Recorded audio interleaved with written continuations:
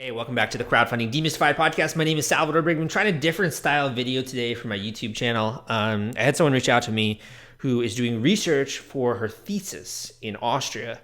And, sometimes I don't really have the time to reply to those kinds of emails just because I'm so concentrated on replying to customers and like that kind of stuff. But I thought it'd be a really interesting opportunity given the whole, coronavirus thing and such to do a different style podcast, show where we have a little bit of like the video here. We have some of the audio and the video of me talking with the person. I'm going to just see how it goes. So I hope that you enjoy some of the videos I got out there on this channel. I have a lot of like talking head tips, advice style videos. So go and check that out if you haven't already. I also have the Crowdfunding Demystified podcast, which is all focused on audio, crystal clear audio as best as I can get it, and really in-depth tips and advice with people that I'm interviewing, specifically people who have successfully run campaigns and that are just sharing with you like what they did to get pledges and traffic and backers to their project. So today is going to be a little bit different. I'm going to be providing my thoughts on lean startup methodology. If you're not familiar with lean startup, the guest today will describe what that is. And we'll get into lean startup methodology, how that applies to crowdfunding. And also, if you're interested in starting a company, the reason why this can unlock a whole host of benefits that you might not be aware of. So I hope you enjoy it. It's coming up right after this.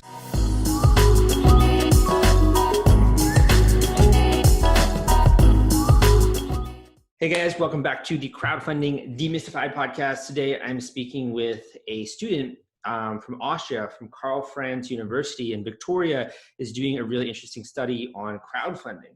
So we're going to get today into just some of the ways that it compares with lean startup methodology, and also a little bit about her research, which I'm kind of interested in, because that's actually how I got into crowdfunding, was on the research side.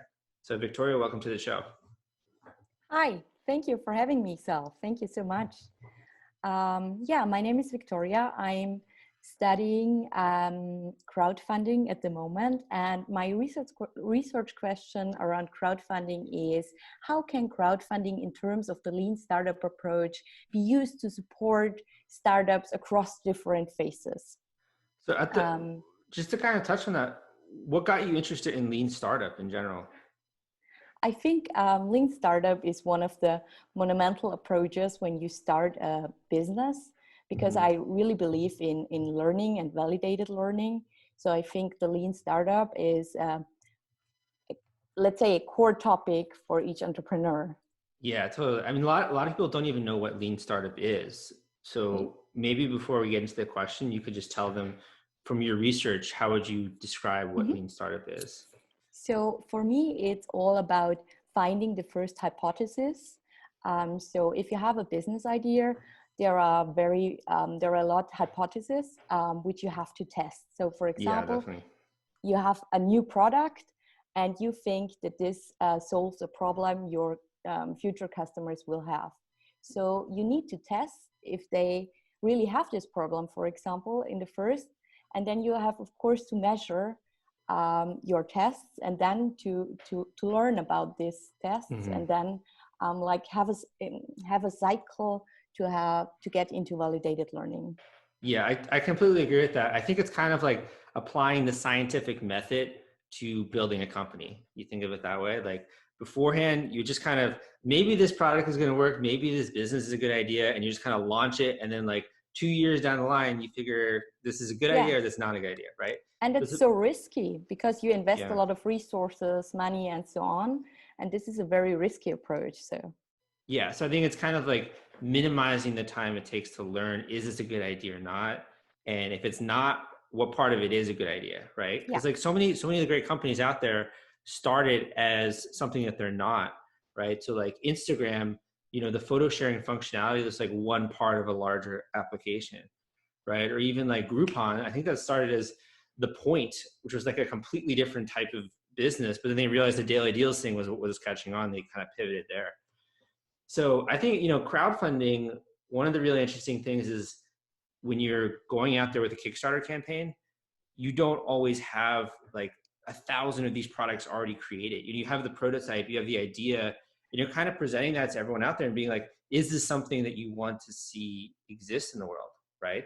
So to me, it's almost like the purest form of lean startup because you're taking something you've made and you're saying, yes or no, do you want this thing to work? Do you want this thing to exist? And are you willing to put your money behind it? Because a lot of people, you know, when you're starting a company, you're like, that's amazing. That's great, Sal. Like, go and do that, right? And then they don't actually buy the products at the end of the day. Exactly. I think this is one of the most important points when it comes to lean startup and crowdfunding. This is a real test because people give you money for that. So that Yeah. normally means that they really want to have it. And it's not just, oh, great, yeah, do it. So if you just ask people, it's sometimes hard to get a real answer. So it's easier with crowdfunding. That's also my opinion. And I can't tell you just the number of people I've had on my podcast that they say they had this idea of what reward would be the most interesting or what people would like most about the product. And once they actually go live with their campaign, they realize, you know, 2 weeks in or a week and a half in, wow, actually people are really gravitating towards this thing, or they're really liking this and they're giving me ideas for giving me feedback on like what I can do in the future, what can I can incorporate into this product, external functionality or an add-on. And it's like, oh, I didn't even think about that, you know, until I really started interacting with real customers. So the So whole build, measure, learn from, you're learning a ton, you know, when it comes to the campaign. it's not And you're, only a test, it's really a learning which you can integrate into your company or your product. Yeah. so when you were starting to like get aware of crowdfunding and how it was working, was that something that was on your radar before in your home country, or is this like a new thing for you guys? I think crowdfunding is there since around 2012, 2013. It became a bigger thing also in Austria. So yes, I'm having a look at this topic for a long time. But as I'm working in my daily job with startups, I got very much in contact with the lean startup approach. And then I thought about, okay, lean startup is something around crowdfunding can be like one method of lean startup maybe. And so I started to think over this connection between Mhm. those between the theory of lean startup and the crowdfunding. So the first one I would say in terms of your question is the importance of validated learning, where you're getting real quantitative feedback that this product has legs, that there is demand in the marketplace, right? So it's visible, it's your funding dollars, the amount of people that are interested in the product. I just had someone on the show who they do a lot of like indie publishing projects, and then they decided they want to pivot to something and create a tarot card deck and just like really beautiful artwork. And they didn't know if it would work or not, but they put it on Kickstarter, and now they have like 2,000 people that want this thing to exist, right? Amazing. Yeah, so it's really qualitative. And then you also get the quantitative feedback of people saying, I like this, I don't like this. You get a lot of questions. You really have to think more deeply about, okay, so are we going to incorporate this in future versions or not, right?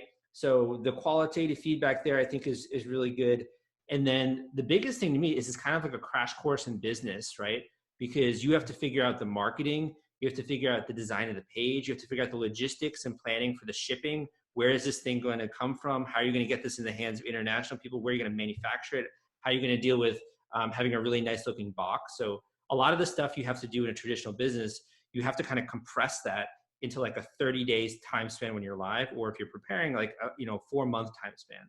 So it almost forces you, like, you got to get serious, right? Yes, And it not boosts put it your up. business somehow. It really makes you more motivated, I think. Yeah. Um, Yeah. and when you have other people working with you, you have a videographer or someone who's helping with marketing, you have other teammates that are putting together the page with you. That's bread and butter team building, right? And that's the biggest, Exactly. most important part of doing a startup, is how do you build a team around something you want to do? So it's kind of like, it's almost like a mini accelerator, if you want to think of it that way, right? Yeah, that's a nice approach. I like that. Mini accelerator when you do a crowdfunding campaign. Yeah.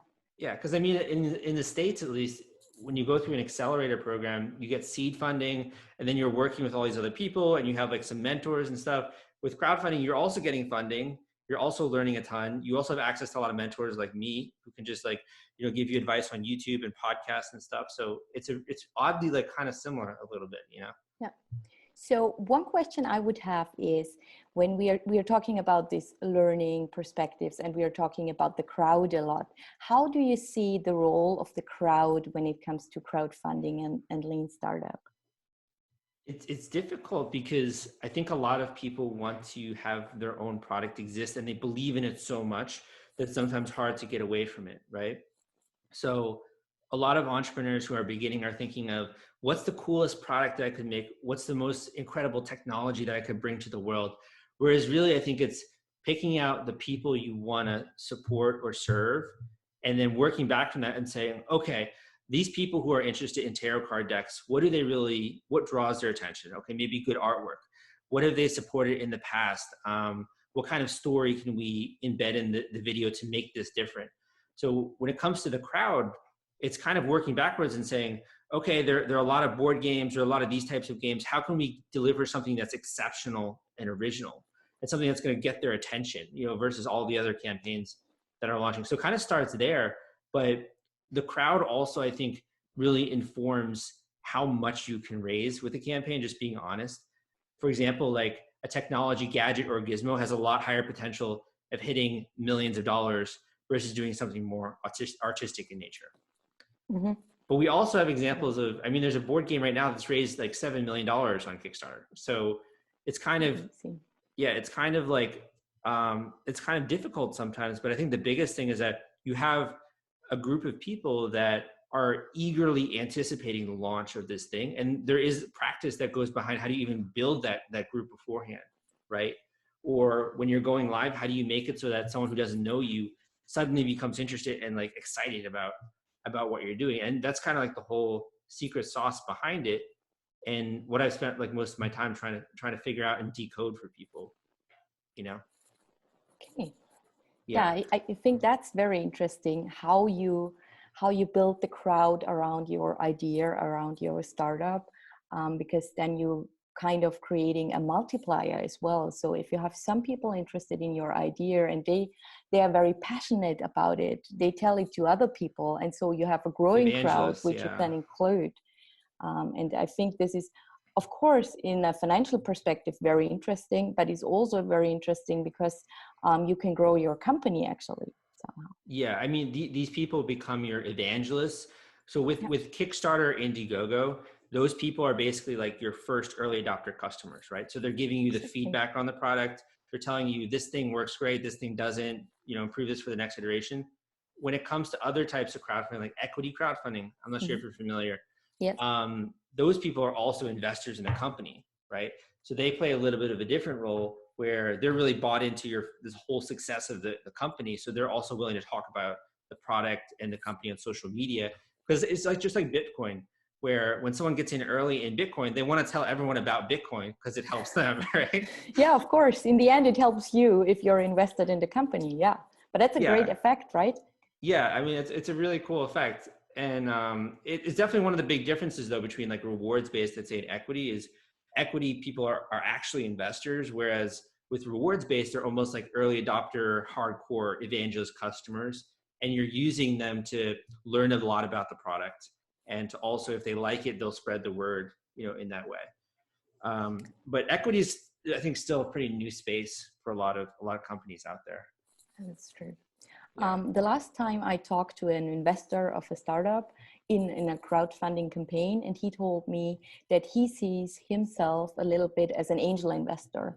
So he wants to give tips to the startup. He wants to somehow be included in the processes and tries to get in contact. How do you see that? It's kind of difficult because, like, if you want my honest answer, not every startup wants that, right? Of course, yeah. Yeah, that's my honest answer. But as it relates to like the public forum, it really gives you a great space where you can have your voice heard more often than not. But I also think you have to weigh the expectations. If you're only giving, $1,000 or $500 and investing that in a company, you're not going to have the same level of say as someone who's giving $50,000, right? Of course, yeah. So you will have your voice heard a lot more, and you can give feedback, and there's public forum for that. Like on Indiegogo, you have the comment section. With these equity platforms, a lot of times there's that comment section as well. So you will have your voice heard, and you can also talk with other people that are supporting it. And, you can network that way. You can really, I think, discuss a lot of interesting things that might get the attention of the person who's doing the project. But it's also like the person doesn't always necessarily need the input. I think unless you are a larger stakeholder, then they kind of have to have a little bit more sway there. But just being realistic with that answer. Okay. Um, and maybe another question in this direction for me is always when we had this crowdfunding campaign and then it's over and it was successful, for example, how can I include the crowd also in the next months or even years of my startup? So how can I still be in touch and take the advantage of the crowd and include them in maybe my innovation process and so on? Yeah, so the biggest one obviously is making good on your promises. I always say that a lot of people think they're doing brand building when they're doing a crowdfunding campaign, but really that only happens once you start to fulfill on your rewards, because that's when the relationship happens. Like up until that point in time, everyone has bought into your promises. They've given you money, they believe in you.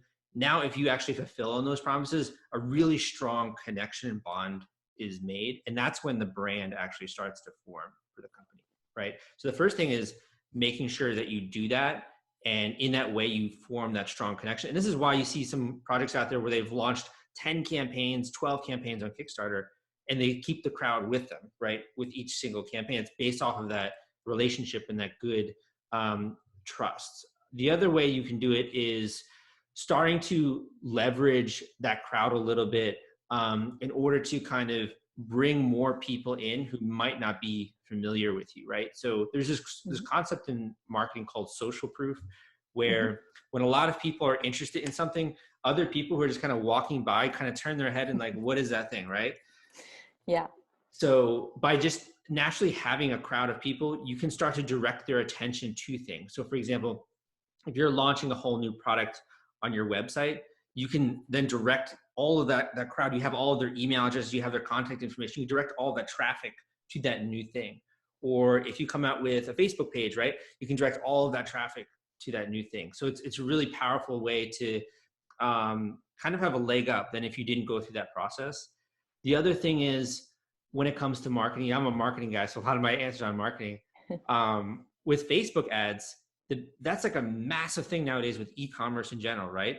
So you can use that rich data set to create lookalike audiences, to create and find other people out there that are like these backers that were bought in, and you can target your marketing way more, right? So there's tons of things when it comes to marketing. Aside from that, I would say that really having that relationship opens up the doors for you to do future projects, even if they're not 100% related to the old one. You know, they see a buyer is a buyer, right? So if someone has already bought into your business, they bought something from you that had a good experience, they're way more likely to buy something else from you. It's just kind of, you know, how things work. Yes, I already heard a lot about that, and I also heard about startups who are doing a second campaign 2 years later, or starting something totally new, but they take this crowd they had in the first campaign, and then start the next campaign, and then the crowd is growing and growing. So this is a very valuable input, I think. Well, one other thing that I think a lot of people don't realize necessarily is you'll also learn a ton just from your backers. Like I've had people who are turned on to key tools that they should be using, or people they should know, because their backers are just like, you guys, you got to check out this person, or you got to, you know, use this tool. This is really going to help you. And it's almost like a symbiotic learning process where not only are they your buyers, but they also are giving you some really core feedback because they want to see this thing exist in the world. So they might say, you really need to use, you know, this app or this tool. Like you really need to use some kind of fulfillment company, or you need to use BackerKit, or you should be using Hootsuite or something like that. And people don't even know about that if they're creative type. It's a really like fast learning mechanism. Great. Yeah, so you So can tell how excited I get about this. yes, me too. I think it's a very great instrument, especially for lean startups, like I see it. So I would have one last question for you, which is a very practical question. When I now start a crowdfunding campaign and I want to build up a lean startup, so I really want to, I have a hypothesis, I want to test it, and I want to learn out of that. Is there anything I have to think of in the beginning? Should I do some goal setting or something like this? Is there some tips you can give to those startups? Yeah, I mean, I could give a ton, but there are two that stand out in my mind. The first is to understand the type of company you're trying to build, right? So a Hmm. lot of lean startup companies, it's a term that's thrown around a lot in the tech startup world, right? So a lot of Yeah, that's software true. companies and apps and stuff, and those kind of function a little bit differently with crowdfunding than a physical product. So you have to really understand the type of company you're trying to build and how that works with crowdfunding. Now, apps and software does work with crowdfunding, but it's a bit different way of marketing the project, and it's a different type of True. funding. Um, when I talk about like a $7 million campaign, you don't really see that when it comes to apps, unless it's more of like an equity crowdfunding project. So understand the type of business you're trying to make. The other thing is it's all centered around the promise towards the end customer. So you could be promising the end customer that this backpack that you've come out with is going to let them be more efficient and organized, and it's rugged so that any trip you go on, you're not going to have to worry about shoulder straps breaking, right? You really want to narrow in on what is the big promise you're making to the end customer. And then the entire project is about backing up that promise. So like emotionally, you're getting them hooked with that promise. Like, wow, that sounds almost too good to be true, right? Yeah. And if you don't back it up with like the quality of the clothing or the quality of the shoulder strap or the technology that's going into it, the hard work, someone is going to say that's too good to be true, right? Yeah, that So you need the big promise to think about that. What are you promising people? And then you have to kind of support that with layers of proof and credibility and logic and also a little bit of storytelling, right? So why does this person even care? Are they just another commercial company, or were they maybe one day they were backpacking in the woods and they didn't realize it, but there was a hole in their backpack and something really important, like their phone fell out, and they were looking for that for like the whole day and they couldn't find it. It was a huge mess. And they were like, I really need to make a more quality, stabilized backpack that's going to be good for backpackers. And like, that's a really interesting story, right? So also thinking a little bit about that element when it comes to what you're promising. Why should people even listen to you and believe you? Why are you so passionate about it? Okay, that's very interesting, because we think a lot about what's the promise I give to the customer, but to really prove that and to show the quality behind that is a very important step. People doing crowdfunding as a lean startup should think of. Thank Yeah, you. I think so too. And I think there's so much opportunity nowadays, honestly. Like this stuff, I mean, we're recording this on Zoom. I'm here at home. Like, it's so easy to launch a campaign nowadays online, to put together a video, to do it for not even terribly much money, and to get that validated information. You can do that in a span of 3 months. Yeah, And rather than wasting 2 years of your life coming out with this thing, you can get that answer very quickly. And it's almost like, why would you not take advantage of the tools that are available nowadays to do that yeah, if it matches with your startup? yeah, exactly. I think that's so valuable for every entrepreneur out there, and it's something we all should use and take advantage out of. So my final question, I have one for you actually, Yeah. which is, you've been learning a lot about crowdfunding in your research, and you've been learning a lot about these companies and stuff. Yeah. What are you most excited about when it comes to the future? What you've been learning here? What I'm most excited when it comes to crowdfunding and to startups. Yeah. Yeah, I think the the very first thing I'm excited about, because I'm working in my daily life with startup, is it's so hard to know what you want to promise, like you said. So I think the first thing is that when you start a crowdfunding campaign, you have this let's say business plan light or something like that, because as you said in the beginning, you have to know the promise, you have to know how you're going to do it, you have to prove the quality behind it, and so on. That's the first thing, which is very valuable for every startup. Yeah. And then for me, the most exciting point is how a crowd can develop and how you can bring in a crowd in your ecosystem as a startup, how you can bring them in your innovation process, if you do it right, because this is a hard job to build up a Yeah. crowd and to include them. And yeah, It's that's the it. same. It's the same effect you see when people line up down the block for like Apple products. You're creating the Yeah, same effect. Yeah. exactly.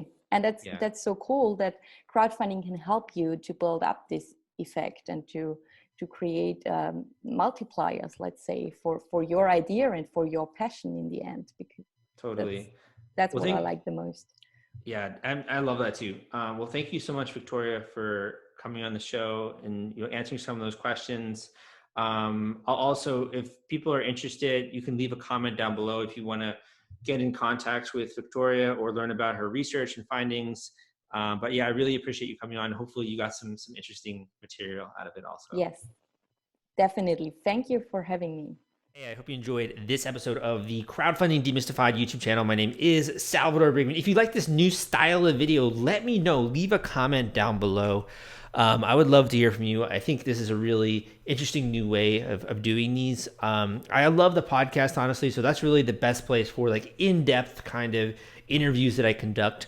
But I also obviously do advice and tips on this channel, and I have some great free resources out there, free crowdfunding course, which I will link up down below, as well as some of my books that I have out there on nonprofit crowdfunding, equity crowdfunding, Kickstarter launch formula, crowdfunding personal expenses, real estate crowdfunding, a lot of great stuff and content that I work on for you.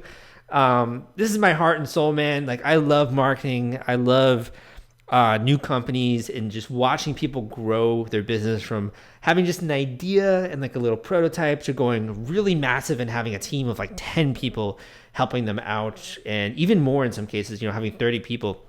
So it's so inspirational to me. Personally, I think what I love most is just also seeing the effect on the world and knowing that this is something you can do nowadays, that if you want to, you can design a new product and it can exist in the world. If you want to, you can create a board game that, thousands of people play around the world. There is nothing stopping you nowadays, man. It is such a great time to be alive. My name is Sal, and I'll see you next time.